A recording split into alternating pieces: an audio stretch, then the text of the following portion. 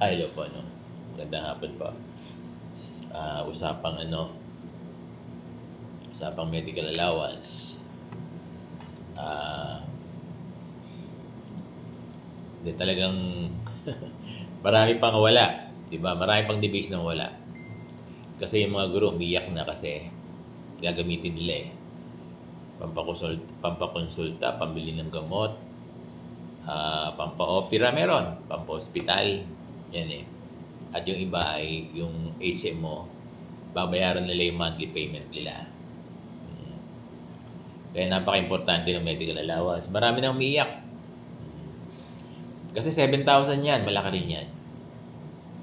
Kaya lang, ang reason dear teachers ng mga division kung bakit wala pa. Wala pa kasi yung regular budget. Sir Pong, bakit po nakapagbigay yung iba? Kasi, to my understanding, nag-front load sila. Yung front load,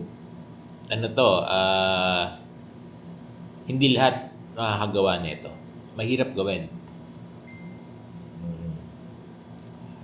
Mahirap gawin. Sabi nila dapat hindi nga daw nag-front load, 'di ba? Kasi pag nag-front load ka, to my understanding, baka mamaya may maapektuhang basta na babayaran sa teacher, no? Tapos wala pa yung regular budget mo, so short. Kaya naunawaan natin kung bakit yung mga division nyo hindi sila nag-front load. Oo. Kasi ang nangyari, may mga nagbigay na, di ba? Ngayon, nagkaroon ng comparison. Dapat sana, wag nang nagbigay muna ng medical, no? Yung ibang mga division. Nagsabay-sabaw na lang sana para hindi nagkaroon ng comparison. Sana lahat ng division, inantay na yung regular budget. Kasi yan yung nagiging problema ng yung may nauna. Katulad niyan, may nauna. So, ang iisipin ng mga teacher, mabagal yung division nila. Kasi hindi nakapagbigay. No? Magiging unfair yun sa isang division. Kaya ang maganda sana, kung wala pa yung regular budget, huwag na lang muna magbigay para lahat sakripisyo. Kasi wala pa naman talaga yung regular budget. Pero dear teachers, no, ang sabi, darating ngayong April yung regular budget ng medical allowance. Oo. So, antayin lang. Ano ba ngayon? 21. Birthday ni Easter. Happy birthday Easter, Dr. Sandy Easter Moralio. Yung aming Principal 1, OIC ng Senior High School. At the same time, Assistant Principal din, Sir Bong, no? Principal 1 na siya. So, ganun.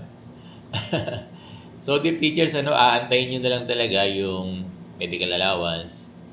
Ang sabi naman ay mada-download daw ngayong April. Meron nag-info sa akin. No? Actually, maraming division talaga nang wala pang medical allowance. At nag-a-appeal ako sa mga guro natin, no? Sa buong Pilipinas. Be patient muna. Be patient muna kasi wala pa silang regular budget daw. Ganon, ha? So, antayin lang natin. Antayin nyo lang. Sir Bong, meron na eh. Dito sa Division of Caloocan, meron na kasi kami rito eh. At may mga ilang division din naman na nagbigay na, no? Sa mga probinsya din, meron na nagbigay. Kasi ang ginamit nga yung front load daw. Kaya lang hindi pwedeng gamitin ng iba. Mahirap palang gawin. Mahirap gawin.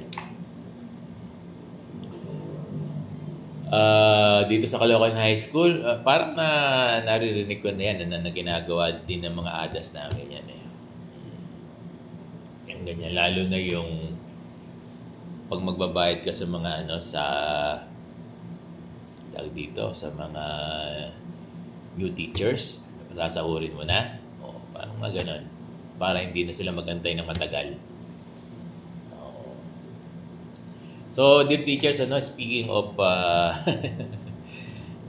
medical allowance, natatawa lang ako. Oo, natatawa lang. Oo, kaya lang, tag dito, kino-comfort ko lang kayo, no? Kasi Sir Bong, meron ka na. Hindi ganun. Hindi ganun. Kasi alam natin yung talagang score na wala pang araw regular budget. Kasi, ang dami nagchat-chat sa akin eh. Sir Bong, sabi po sa division namin, wala daw po kaming regular budget. At hindi raw po pwede mag-front load. Tama naman. Tama. Kaya huwag kayong magalit, teacher, sa inyong region o division kung wala pa talagang medical allowance. Malalaman ko yan kapag meron na meron ng regular budget yung medical allowance. Malalaman ko yan, no? At i-update ko kayo. Sabay-sabaw naman yan. Pag dinownload yung regular budget ng medical allowance, sabay-sabaw yan. Sabay-sabaw. Buong yan, buong Luzon, Visayas, Mindanao, lahat ng region yan. Ano? So, ganun lang ang update natin sa medical allowance, no?